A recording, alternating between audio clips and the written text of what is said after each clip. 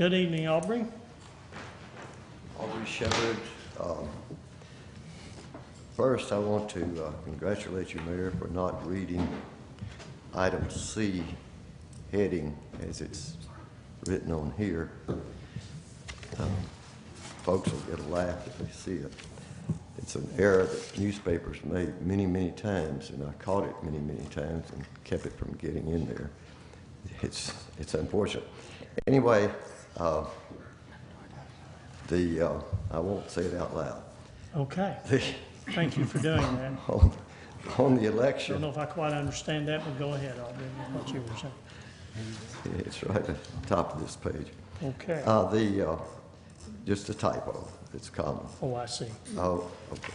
So on the special election, I'm very much in favor of the voters getting to decide every possible issue of significance, and this is one of them because that's very important.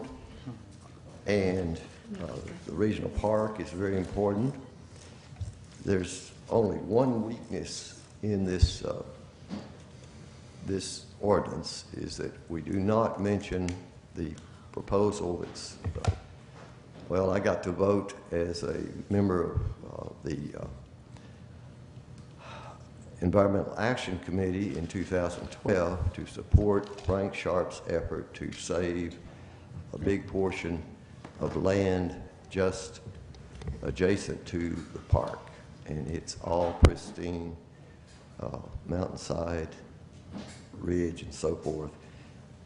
Historically, it's been timbered in my lifetime in Fayetteville, which now has been almost 50 years. And it just gets more beautiful all the time. So I wish there were some mention of saving that nature area, which the idea has been put forward. And also, well, in fact, I got to tour it 2 different times. The other times with the Sierra Club group, and I'm chairman of the Ozark Headwaters group, 2012, 2013, and we actually voted to support it also in 2012. And it's something that is unique here that many, many cities don't have. Frank's done his homework, Mr. Sharp, whose family has owned that land, for being part of that land for many, many years. And there are others on that mountain who are very much in favor of protecting it. And the way to do it is to make it also a public land, and the suggestion has been that the city team with the university to get that done. And so I hope that the wording of this ordinance doesn't prevent the city from committing any money to help protect that. It would be a nature study area for students, for the public. It would be a photography editor for people like me who go around looking for plants and butterflies and birds and such to photograph and share. It would be a secure, safe place to be alone and private. I don't know how, it'll bring some people from out of town, but more important, and some revenue that way. But more importantly, it is a place you can ride your bicycle to from anywhere in town if you're a bicyclist, or walk, or jog, or drive your electric car. We hope more people get to have in the near future. And it will be something that's rare and unique in Arkansas, except for the Buffalo River country.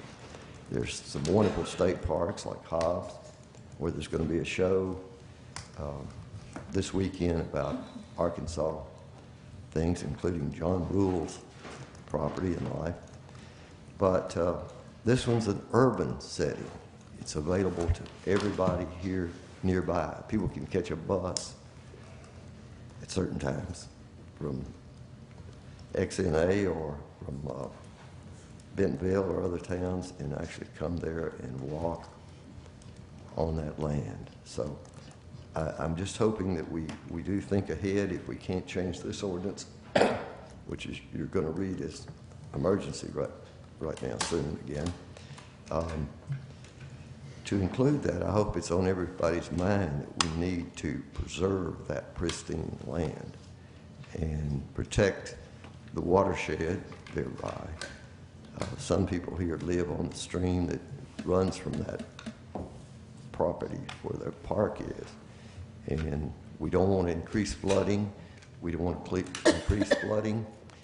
You guys voted recently to support the effort to protect our climate from man-made change in any way we can, and protecting green, living trees where they stand in whatever development comes forward, and in this project particularly, because there's lots of it out there.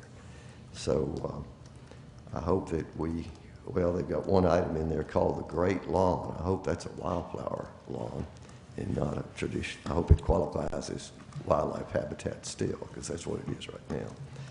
But anyhow, I'm for this ordinance, but I wish that we could get more